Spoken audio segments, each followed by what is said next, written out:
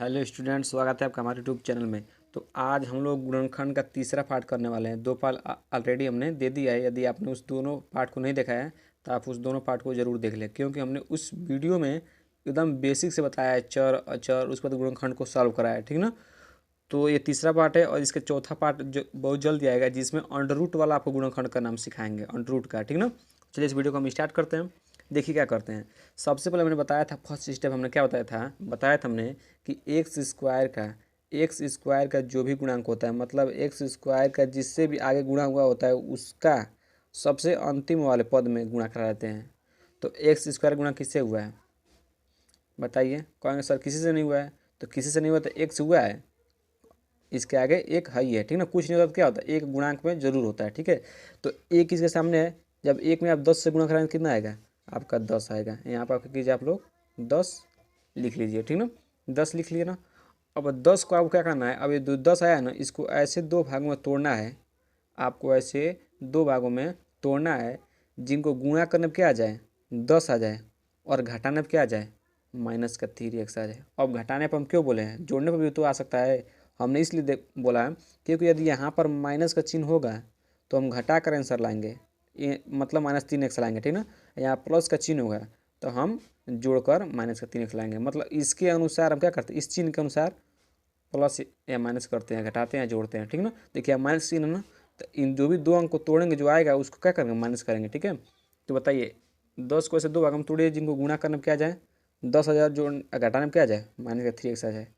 तो अब क्या होगा 5 और 2, ठीक ना, यही ना होगा। देखिए गुणा करें तो कितना आएगा, 5 दूना 10। अब देखिए 5 में 2 जाए कितना बचेगा, 5 में 2 जाए कितना बचेगा 3, लेकिन हमको चाहिए किसमें, -3 चाहिए।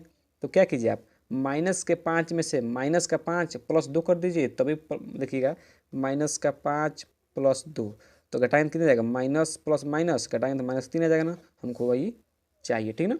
चलिए इस तरह हम इसको इसी तरह लिख लेते हैं, ठीक ना। तो इस पद को क्या करते हैं, हम इस पद को हूबहू नीचे लिख देते हैं, ठीक ना। एक्स स्क्वायर हो गया। अब माइनस का क्या लिखेगा, -5, और हमको एक्स भी लाना तो एक्स भी साथ लिखिए, ठीक ना। अब प्लस के क्या लिखेगा, प्लस के 2x। अब इसको क्या करिए, सेम टू सेम -10 को नीचे इस तरह लिख लीजिए, ठीक ना। अब चलिए अब क्या करते हैं हम लोग, अब इधर से दो पद ले लीजिए, ठीक ना, और इधर से दो पद को ले लीजिए, ठीक ना। हो गया, इधर से हम दो पद ले लिए, इधर से क्योंकि 4 पद था तो हमने दो दो पद को ले लिया है, ठीक है। हो गया ना। अब इन क्या कीजिए, अब 4 पद बनाए थे, दो दो पद आप बना लिए। अब इनमें से क्या करिए, इस दोनों पद में से कामन लीजिए, फिर इस दोनों पद में से कुछ ना कुछ कामन लीजिए, ठीक ना। अगर नहीं कामन ले रहा है तो कोई बात नहीं है, ठीक ना। तो देखिए इस दोनों पद में कुछ कामन दिखाई दे रहा है, कामन का मतलब है कि इन दोनों में क्या हूबहू दिखाई दे रहा है आपको। देखिए इसके पास भी एक्स है, इसके पास भी एक्स है, इसके पास 5 है, इसके पास 5 है नहीं है, तो हम 5 को कामन ले लेंगे, ठीक ना। तो किसी को कामन लेंगे, एक्स को। तो एक्स से आंसर बाहर लीजिए। देखिए एक्स स्क्वायर है ना, तो एक्स स्क्वायर का मतलब क्या होता है, आप एक्स स्क्वायर का मतलब एक्स स्क्वायर की एक्स इंटू एक्स लिख सकते हैं कि नहीं लिख सकते हैं बताइए।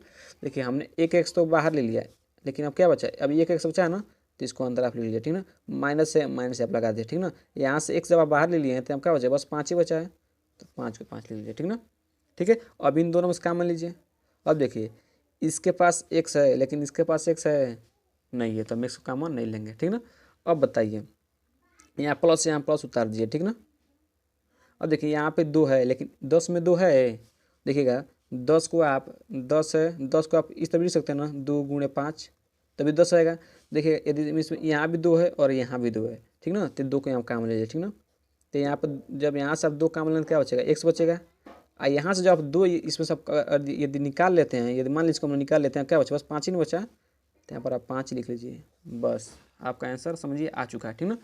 अब ये दोनों सेम टू सेम आपको दिखाई दे रहा है ना, तो आप इसको एक बार बाहर लिख लीजिए, ठीक ना। तो x-5 को बाहर लिख लीजिए, ठीक है।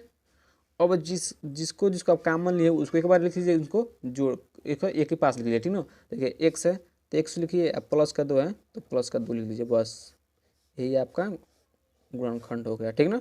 बस आपका आंसर आ चुका है, ठीक ना। अब चलिए इस तरह हम आपको सेकेंड पार्ट होकर के दिखा देते हैं। सेकेंड पार्ट होकर के हम आपको दिखा दे। सेकेंड पार्ट देखिए, सेकेंड पार्ट इसी तरह होगा जिससे हम पहला भी कराया है, ठीक ना। तो सबसे पहला स्टेप हमने क्या किया था, आप खुद सोचिए। सबसे पहला हम स्टेप ये थे कि एक्स स्क्वायर का जो भी गुणांक होता है, जिसका भी एक्स स्क्वायर से गुणा हुआ था उसको और सबसे अंतिम वाले पद को क्या करा देते हैं, गुणा करा देते हैं। तो 2 में जब 6 से गुणा कराएंगे कितना आएगा पाएगा, ये लिखिए आप कितना आएगा 12, ठीक है ना, 12 आएगा।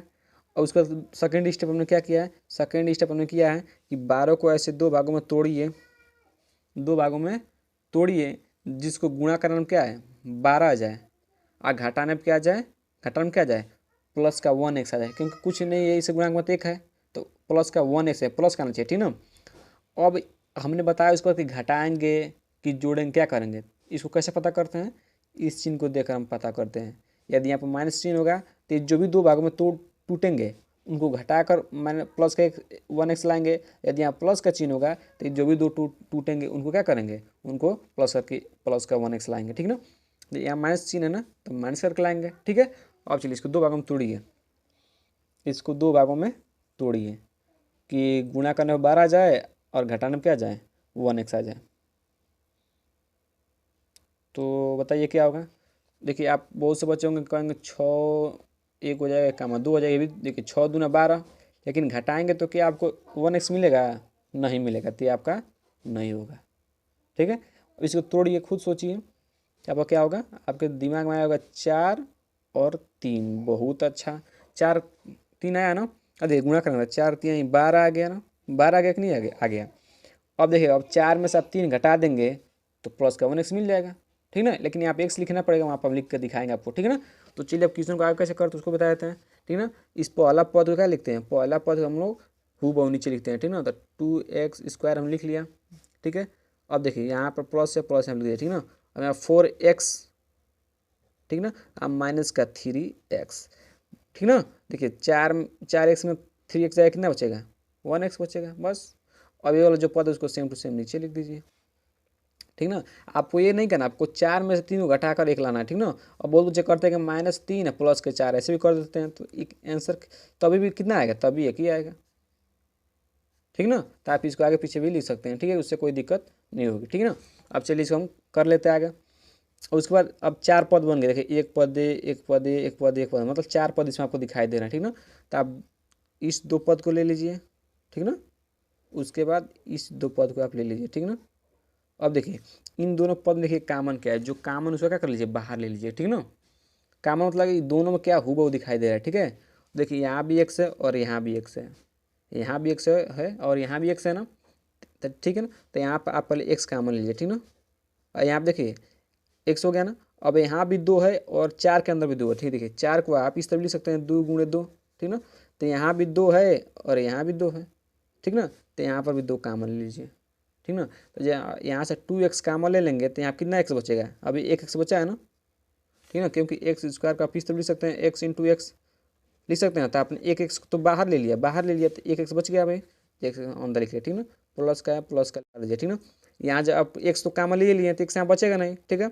यहाँ पर भी क्या बचा 2 बचा है ना, 2 लिख लीजिए, क्योंकि 4 को हम 2 × 2 तो 2 को हम बाहर ले लिए हैं, तभी आपका 2 अभी जिंदा है, ठीक ना।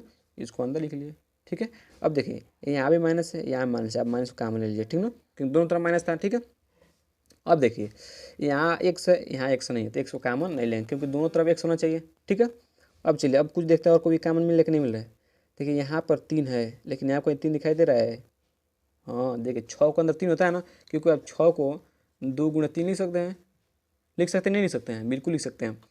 तो यहाँ से भी 3, यहाँ भी 3 है और यहाँ भी 3 है, तब 3 को क्या कर लीजिए कामन ले लीजिए, ठीक ना। 3 को आपने कामन ले लिया तो यहाँ क्या बचेगा x बच गया, यहाँ प्लस का क्या बच गया 2 बच गया, ठीक ना, क्योंकि आपने 3 को बाहर ले लिया तो आपको 2 ही बचा है, वो किस में प्लस का 2, क्योंकि आपने माइनस का मान लिया था प्लस बन गया है ना।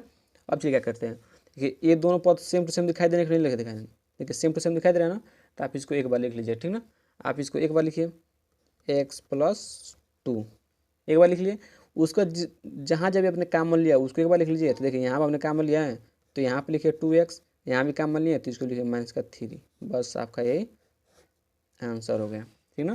तो यदि आपको वीडियो अच्छा लगा हो तो हमारे वीडियो को लाइक कीजिएगा और चैनल को सब्सक्राइब जरूर कीजिएगा। हम आपके लिए इतना मेहनत कर रहे हैं और इतना बारीकी से समझाया है, ठीक है। तो अगला वीडियो हम अंडर रूट वाला देंगे, ठीक ना। अगला वीडियो हम कौन देंगे, अंडर रूट वाला देंगे, ठीक है। तो चलिए मिलते हैं हम तब तक अगले वीडियो में, तब तक के लिए बाय, ठीक है ना। तो आप इस वीडियो को ज़रूर देखिएगा, ठीक है। थोड़ा लाइट आ गया इसीलिए उजाला हो गया है, कोई बात नहीं। तो हम लोग मिलते हैं अगले वीडियो में इसके साथ अंडर रूट के सवाल के साथ, अंडर रूट वाला हम आपको देंगे, ठीक है। तब तक के लिए बाय।